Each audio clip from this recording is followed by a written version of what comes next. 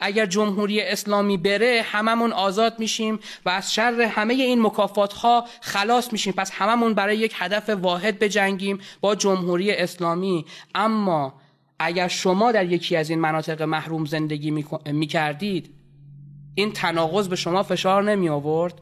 سالی که نکوست از بهارش پیداست، جامعه مدنی که برای مبارزه با جمهوری اسلامی من رو پوشش نمیده و حمایت نمیکنه، آیا تضمینی داره بعد از جمهوری اسلامی من رو از این تبعیض، از این فقر، از این محرومیت نجات بده؟ یا اولویت با جاهای دیگه است؟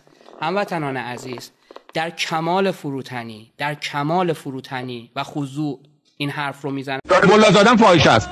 زن ملازاده رو من رو زانوام بزرگ کردم. یک بلد زنا یه دو زمین خشکمون برای ما کار نمیشه، برای اینکه جوانهای سوختبر ما رو با گلوله میکشن و در آتش اون سوخت میسوزونن، برای اینکه ظلم مضاعف دارن میکنن، برای اینکه 1001 خونه هامون رو دارن میسوزونن به سیستم خود صهیونیستی که خودشون سالها دارن اون رو تقبیح میکنن، اونها رو از سرزمین خودشون دور میکنن. توی منطقه بلوچستان انواع و اقسام پایگاه ها رو زدن برای قاچاق، برای ترویج تروریسم، برای ناامن کردن مرزها، برای گرفتن اسکله ها، برای تغییر بافت جمعیتی، برای تبعیض‌های مذهبی، برای